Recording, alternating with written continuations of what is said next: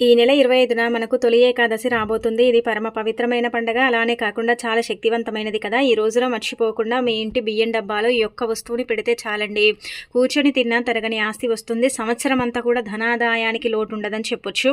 కాబట్టి మీ బియ్యం డబ్బాలో ఈ ఒక్క వస్తువుని పెట్టండి. అంటే నార్మల్‌గా చెప్పాలంటే గనక తొలి ఏకాదశి అంటే మనకు పెద్ద పండగ. అంటే ఈ పండగతోనే ఏంటంటే గనక మిగతా పండగలన్నీ కూడా స్టార్ట్ అవుతాయి కదా! అంటే ఈ పండగ తర్వాతే మనం అన్ని పండుగలు చేసుకుంటూ ఉంటాం కదా! ఒకదాని తర్వాత ఒకటి. కాబట్టి ఈ యొక్క పండగకు మనం చాలా ప్రాధాన్యత ఇస్తాం కదా! ఈ రోజున ఏంటంటే గనక మనము కొన్ని నియమాలు పాటించుకుంటూ బియ్యం డబ్బాలో ఈ యొక్క వస్తువు పెట్టుకుంటే మనకి ఇంకా తిరుగుండదనమాట. బట్టకు, తిండికి కూడా లోటు ఉండదని మనకు శాస్త్రాల్లో చెప్పబడుతుంది. కాబట్టి గుర్తుపెట్టుకోండి. మర్చిపోకుండా మీ ఇంటి బియ్యం డబ్బాలో అయితే ఇది పెట్టండి. ఏం పెట్టాలో తెలుసుకునే ముందు ఒక చిన్న రిక్వెస్ట్ అండి. వీడియోని పూర్తిగా చూడండి. నచ్చితే లైక్ చేయండి. కొత్తగా చూస్తున్నట్టయితే సబ్స్క్రైబ్ చేసుకోండి. ఇక ఆ తర్వాత ఏంటంటే మనకు ఈ నెల 25న తొలి ఏకాదశి వస్తుంది కదా! ఆషాఢ శుద్ధ ఏకాదశిని ఏంటంటే గనక తొలి ఏకాదశి అంటే పండగగా మనం జరుపుకుంటాం. అలానే కాకుండా దీన్ని శ్రైన ఏకాదశి, అలానే పేలాల పండగ అని కూడా అంటారు కదండీ! ఇలా అంటే ఒక్కొక్కరు ఒక్కొక్క రకంగా పిలుస్తారు కాబట్టి ఈ రోజున ముఖ్యంగా మనం ఏంటంటే మనకు ఎప్పుడు కూడా తిండికి, బట్టకు ఎలాంటి లోటు ఉండకూడదనుకుంటారు కదా! అలాంటి వాళ్ళు ఈరోజు బియ్యం డబ్బాలో ప్రత్యేకించి ఇది పెట్టారనమాట. ఎందుకు పెట్టాలంటే మన పూర్వకాలంలో మన పూర్వీకులు పెట్టుకునేవారండి. అందుకే ఏంటంటే గనక బియ్యం డబ్బాలు ఈ వస్తువుని పెట్టండి. డబ్బు కూడా లోటు ఉండదనమాట. ధన సమస్య కూడా ఏంటంటే ఏర్పడుతుంది కదా! ఆ సమస్య నుంచి మనం బయటపడగలుగుతామని చెప్పొచ్చు. అయితే ఏకాదశి రోజున ఏంటంటే గనక ఉదయాన్నే లేచి ఇల్లంతా కూడా క్లీన్ చేసుకోండి. మనం ఎలాగో ఏంటంటే గనక ఉపవాసం ఉంటాం కాబట్టి ఆ రోజు చాలా వరకు కూడా ఉపవాసం ఉంటారు. కొంతమంది ఏంటంటే ఉపవాసం ఉండరు. అలాంటి వాళ్ళు ఏంటంటే గనక అనారోగ్య సమస్యలు ఉన్నవాళ్ళు, గర్భిణీ స్త్రీలు కావచ్చు, చిన్న పిల్లలు, వృద్ధులు ఇలా ఏంటంటే ఉపవాసం చేయరు కదండి. కొంతమంది కూడా చెయ్యరు. ఇక అలా చేసే వాళ్ళైతే ఉపవాసం ఉంటారు. ఉపవాస దీక్షతో పాటు ఏంటంటే గనక ఉదయాన్నే లేచి ఇల్లంతా కూడా క్లీన్ చేసుకోండి. ఇంట్లో ఏంటంటే గనక మాపు వేసేటప్పుడు పసుపు నీళ్ళల్లో చిటికెడంతా పసుపుతో పాటు కొద్దిగంత రాళ్ళ ఉప్పును వేసి ఇల్లంతా కూడా క్లీన్ చేసుకుంటే ఇంట్లో పాజిటివ్ వైబ్స్ అనేవి మొదలవుతాయన్నమాట. కాబట్టి ఇల్లుని ఈ విధంగా క్లీన్ చేసుకొని గుమ్మాలకు పసుపు రాసి కుంకుమతో బొట్టు పెట్టి వాకిట్లో ముగ్గు పెట్టుకొని చక్కగా ఏంటంటే గనక శుచిగా స్నాన కార్యక్రమాలు చేయండి. స్నానం చేసే నీటిలో కూడా పసుపుని వేసుకొని స్నానం చేసి ఇంకా ఈరోజు ఏంటంటే గనక పసుపు రంగులో ఉండే బట్టలు కానీ ఎరుపు రంగులో ఉండే బట్టలు కానీ ధరించండి. ధరించిన తర్వాత ఏంటంటే ఇంట్లో అంటే విష్ణు రూపంగా వెంకటేశ్వర స్వామిని పూజిస్తాం కాబట్టి ఇంట్లో వెంకటేశ్వర స్వామి చిత్రపటాన్ని క్లీన్ చేసుకొని మీ దగ్గర ఉండే పుష్పాలతో పాటు తులసిమాలను కూడా సమర్పించండి. అలా సమర్పించి ఈరోజు పిండి దీపం పెడితే మంచిది. కుదరకపోతే నార్మల్గా కూడా దీపం పెట్టండి. ఈరోజు ఖచ్చితంగా పేలాల పిండి ఏంటంటే గనక నైవేద్యంగా పెట్టండి. అలానే కాకుండా ఏంటంటే గనక ఈరోజు ఈ విధంగా చిన్న చిన్న నియమాలు పాటించుకుంటూ చక్కగా ఇంట్లో తులసి కోట దగ్గర పూజ చేసుకుంటే మంచిది. ఇక ఆ తర్వాత ఏంటంటే గనక మీరు గుర్తుపెట్టుకోండి. ఈరోజు మనం అన్నం అయితే తినం కదండి. పాలు పళ్ళ రసాలు తీసుకుంటూ ఏంటంటే గనక ఉపవాసం చేస్తాం. కటిక ఉపవాసం కూడా చేయకూడదు. ఈ రోజున ఏంటంటే గనక జపము, ధ్యానము, ఉపవాసం ఈ 3 చాలా ఇంపార్టెంట్. ప్రతి ఒక్కరు కూడా వీటిని ఆచరిస్తారు. అయితే మీరు ఇందులో ఒకటి మిస్ అయినా మిగతా 2 కూడా చేయొచ్చు. జపం చేసుకోవచ్చు, ధ్యానం కూడా చేయొచ్చు, అంటే జాగరణ కూడా చేయొచ్చు. అలానే కాకుండా ఏంటంటే గనక ఉపవాసం కూడా చేసుకోవచ్చు. ఇంకా ఆ తర్వాత ఇలా నియమాలు పాటించుకుంటూ బియ్యం డబ్బాలో ఇది పెట్టండి. మనం ఏంటంటే కష్టపడేది తిండి కోసమే కదండి. మనకు 3 పూటలు అన్నం కడుపు నిండా దొరకాలనే కదా మనం కష్టపడతాము. ప్రతి ఒక్కరు కూడా అన్నం కోసం అలమటిస్తూ ఉంటారు. అంటే ఈ భూమి మీద చెప్పాలంటే కనుక అన్నం లేక అలమటించే వాళ్ళు ఎంతో మంది అండి. కష్టపడ్డప్పటికి కూడా పొట్ట నిండని వాళ్ళు చాలా మంది ఉంటారు. అంటే కడుపు నిండా అన్నం తినలేని వారు ఎంతో మంది ఉంటారు కదా. అలాంటి సమస్య మనకి ఏర్పడకూడదు. మనకు మంచి ఫలితాలు రావాలంటే ఈ పనిని చెయ్యండి. ఇది మనం ఏంటంటే గనక ఇప్పటి పరిహారం అయితే కాదు, చాలా ప్రాచీనమైన పరిహారం. ఇది పూర్వకాలం నుంచి కూడా అంటే చేస్తున్న పరిహారం కాబట్టి మీరు కూడా ఈ విధంగా ఆచరించుకుంటే మంచిది. మనకి ఎటువంటి ఇబ్బంది అనేది ఉండదు. దీనివల్ల మనకు మంచి జరుగుతుంది. చాలా అద్భుతమైన ఫలితాలను ఏంటంటే మనం మన కళ్ళతో చూడగలుగుతామని చెప్పొచ్చు. కావున మీరు బియ్యం డబ్బాలో అయితే ఈ యొక్క వస్తువుని పెట్టండి. చాలామంది కూడా ఇది పాటిస్తారు. మళ్ళీ మీరు కూడా ఏంటంటే కనుక పాటించడం వల్ల ఎలాంటి ఇబ్బంది అయితే ఉండదని చెప్పొచ్చు. అయితే బియ్యం ఏంటంటే కనుక ప్లాస్టిక్ డబ్బాలో పోసి పెట్టకండి. స్టీల్ డబ్బాలో ఇలా బియ్యం పోసి పెడితే చాలా మంచిది. లేదంటే బస్తాలు అలాగే ఉంచినా పర్వాలేదు, కానీ ప్లాస్టిక్ డబ్బాలో పోయకండి.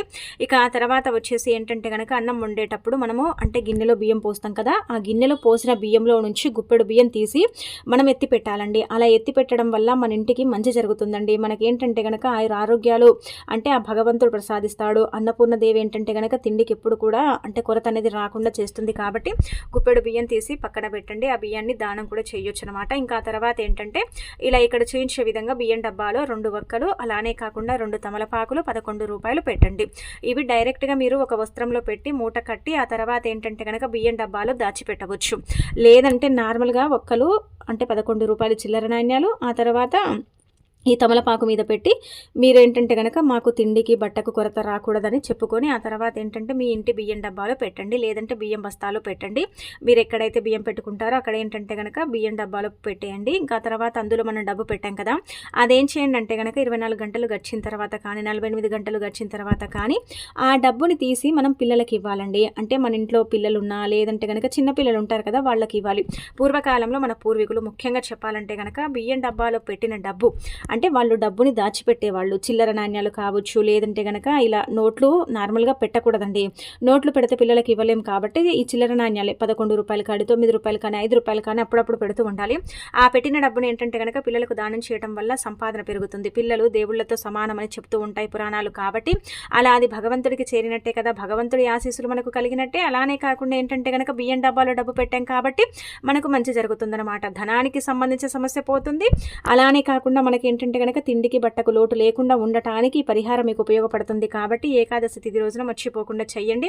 ఆ ఒక్కలు ఏంటంటే గనక మనమండి 3 నెలలు గడిచిన తర్వాత ఒకవేళ తమలపాకులు వాడిపోయిన ఎండిపోయిన తీసేసి చెట్టు మొదట్లో వేయండి, కొత్త తమలపాకులను పెట్టండి.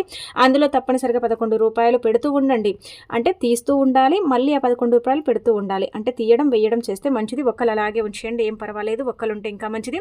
అలానే తమలపాకులు కూడా అలాగే పెట్టేసి వదిలేస్తే సరిపోతుందన్నమాట. ఈ విధంగా ఏంటంటే గనక ఈ చిన్న పరిహారం అనేది చేసుకోండి.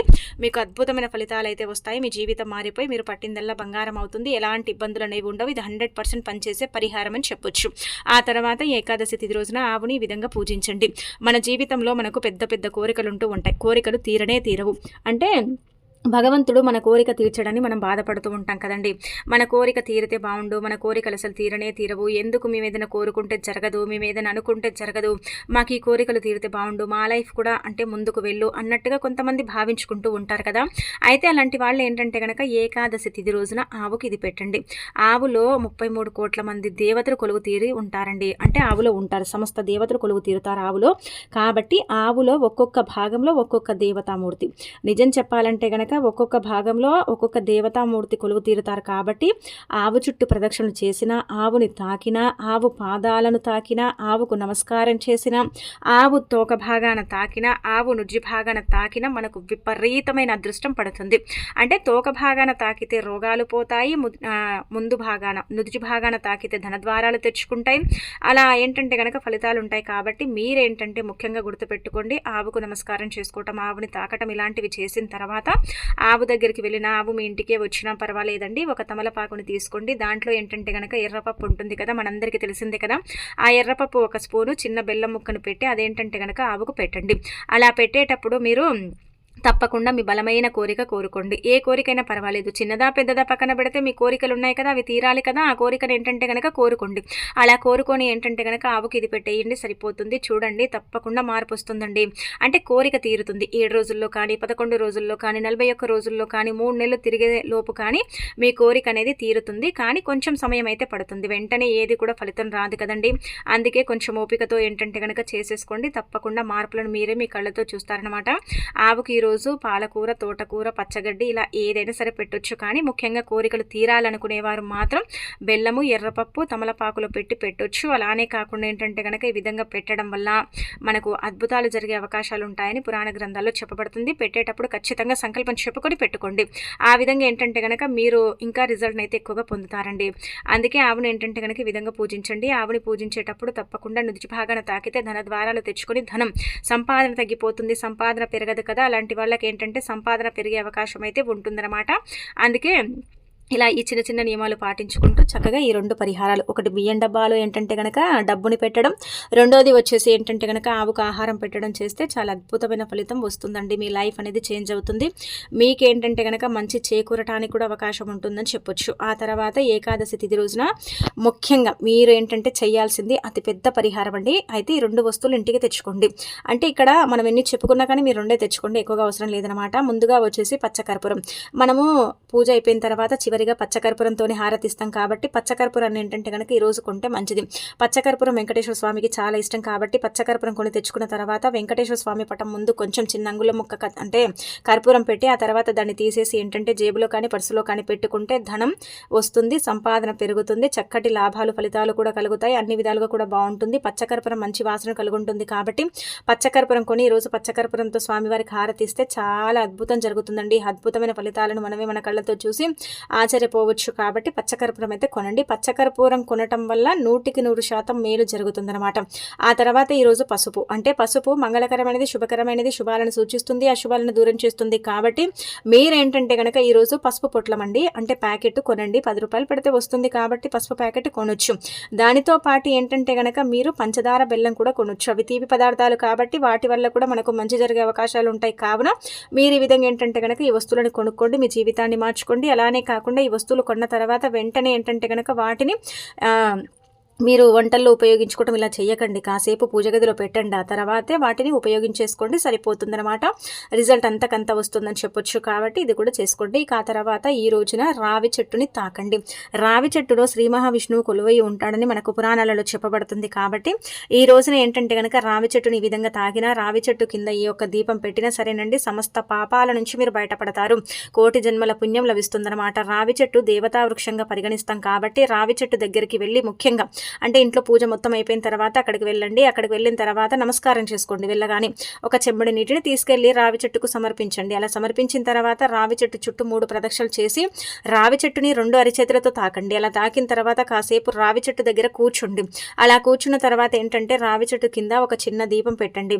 అలానే కాకుండా మీ జీవితంలో మీరు భరించలేని సమస్యలతో బాధపడుతున్నా, భరించలేని సమస్యల్ని మీరు ఎదుర్కొంటున్నా సరే ఒక ఎరుపు రంగు తాడు తీసుకుని రావి చెట్టుకి ఏంటంటే కనుక ఈ రోజు కడితే చాలా మంచిదండి. చాలా వరకు కూడా మీ సమస్యలు, మీ బాధలు, చిన్న చిన్న ఇబ్బందులు, చిరాకులు ఇవన్నీ కూడా పోతాయని మనకు శాస్త్రాల్లో చెప్పబడుతుంది. కాబట్టి మీరేంటంటే కనుక ఇలా రావి చెట్టు దగ్గర ఈ చిన్న పరిహారం అని చేసుకోండి. ఇంకా తర్వాత ఏంటంటే కనుక స్వామివారి యొక్క అనుగ్రహం కలిగి సకల సంపదలు చేకూరి అద్భుతమైన ఫలితాలు అయితే ఉంటాయని చెప్పొచ్చు. కాబట్టి ఇలా ఆచరించండి.